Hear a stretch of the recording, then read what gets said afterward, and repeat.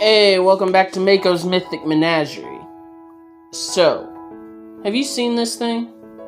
This monstrosity is known as the Nomu. There are several of them that appear throughout the My Hero Academia story, and they're used as tools by the League of Villains in order to cause chaos. Now, the name Nomu translates to thick fog or dense fog, which makes some sense as the Nomu seem to be in a haze state. They have to take commands in order to act. We first see a Nomu during the USJ attack, where the villains break into UA High in order to kill the number one hero, All Might. The creature was able to easily take care of the pro hero Eraserhead, as well as stand toe-to-toe with All Might, before he was finally defeated. We later find out that the Nomu is an amalgamation of multiple quirks, which are the superpowers in this world, and they are manufactured. And we see 3 more attack the city of Hosu, and we find out that they can come in a variety of appearances. Now, these Nomu are able to cause chaos, but they're more easily defeated than the first Nomu that we saw, implying that there's like a power level in the status quo, so to speak. We even see that the Nomu can have wings and are capable of flight. Later, after the forest training camp arc, where the villains attacked once again, the heroes were able to track one of the Nomu back to the factory where they are created, thanks to the quick thinking of one student, Momo Yaoyorozu. Here we see that they appear to be some kind of Frankenstein-like monster. They appear to be floating in giant green vats of chemicals. Unlike Frankenstein's monster, however, these beasts don't have to seem to have any collective consciousness. Like, Frankenstein's monster was vastly misunderstood by the townsfolk, while the Nomu seem to be mindless beings that follow any order that they are given. That is, until we see in the most recent episode of the anime a more intelligent Nomu that goes by the name of Hood. Now, Hood seems to also be far more powerful than any of the Nomu we had seen prior, which indicates that they are refining the technique for creating these beasts. Hood is almost capable of defeating both the new number 1 hero and the number 2 hero, Endeavor and Hawks. So, the first creature that pops into my mind when I think of the Nomu is the Chimera. Like I said, they kind of take inspiration from the Frankenstein monster, but like the Nomu, the Chimera are unnatural amalgamations of various creatures. Nowadays, the term Chimera is used to describe any creature made up of parts of various animals. But the oldest surviving reference to the beast is in Homer's The Iliad, where it is described as a lioness with a goat head protruding from its shoulder and a serpent's head for a tail. The Chimera was said to be the sister of the Lernaean Hydra and the Cerberus, and had the ability to breathe fire from its 3 heads. Yeah, despite its common depiction as having a mane, Chimera was said to be a female. Now, this isn't too unbelievable, because we still have lionesses that develop manes to this day. Scientists equate it to likely during gestation the female getting too many male hormones such as testosterone, which cause it to develop a more masculine appearance. One of the earliest Egyptian war deities is a fire-breathing lioness, and it predates the Greek chimera by about 3,000 years. So it is most likely that might have been one of the inspirations for this monstrosity. And despite the chimera being long forgotten at the time, there are many similar creatures that appear in medieval artwork to the chimera or the manticore that seem to have some association with hell. So what is the story of Chimera? I'm glad you asked.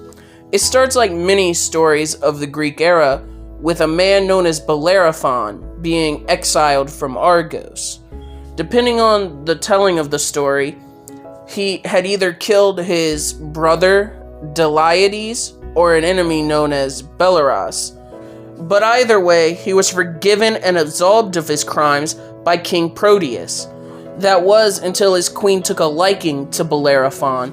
When the man rejected her, she told her husband that he had tried to ravage her. Now, this pissed off King Proteus, but he feared angering the gods by killing a guest.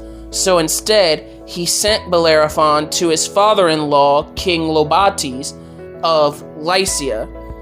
Now, upon arriving, King Lobates also feared angering the gods. So instead of killing Bellerophon outright, he gave him a task that he thought impossible. He wanted him to kill the chimera that had been terrorizing his land. On his way to kill the beast, Bellerophon comes across the seer Polydes, who told him that he would need the help of Pegasus, the winged horse, in order to achieve his goal. He was told to sleep in the temple of Athena, and whilst he did, he dreamt that the goddess left him a golden bridle. When he woke, the bridle was there, and he used it to tame Pegasus while it drank from a well. After obtaining the flying horse, he flew to Lycia, where the chimera was said to dwell, and Bellerophon was able to kill the chimera by firing arrows while remaining out of reach of the beast's fire breath. Some tellings of the story say he also poured molten lead into the beast's mouth, which obviously molten lead is not good, and that is said to have killed the beast.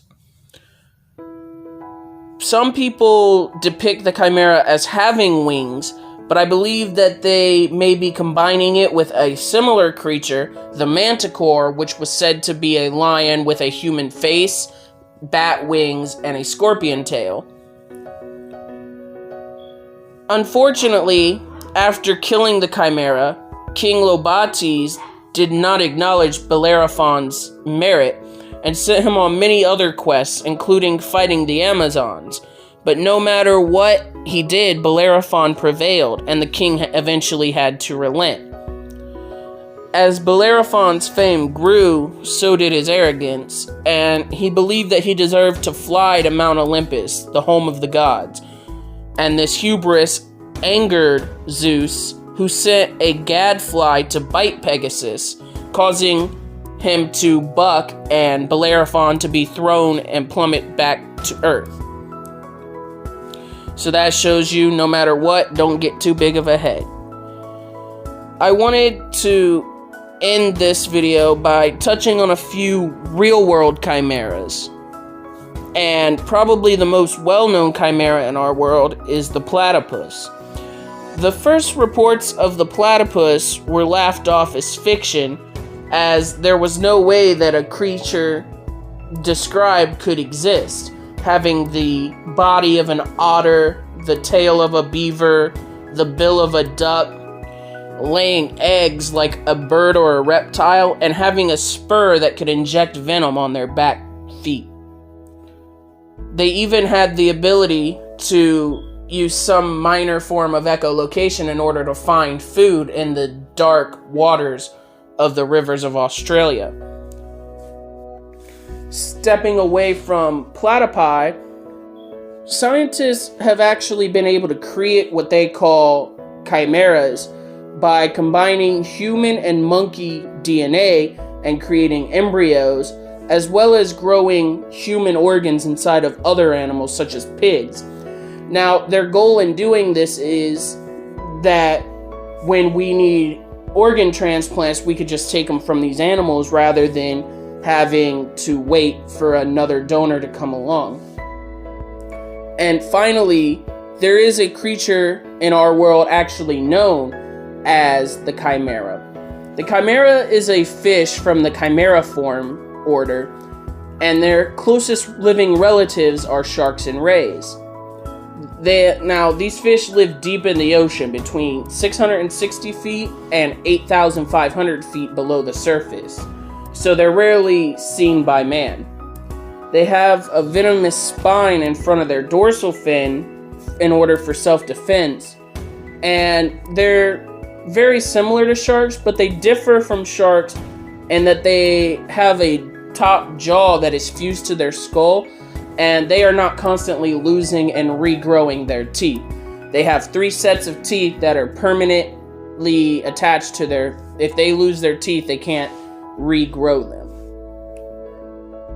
So, let me know what you guys think about the Nomu being considered chimeras, or if you think they're just simply inspired by Victor Frankenstein's mad creation. Like and subscribe if you like, and tune in next time when I talk about something else.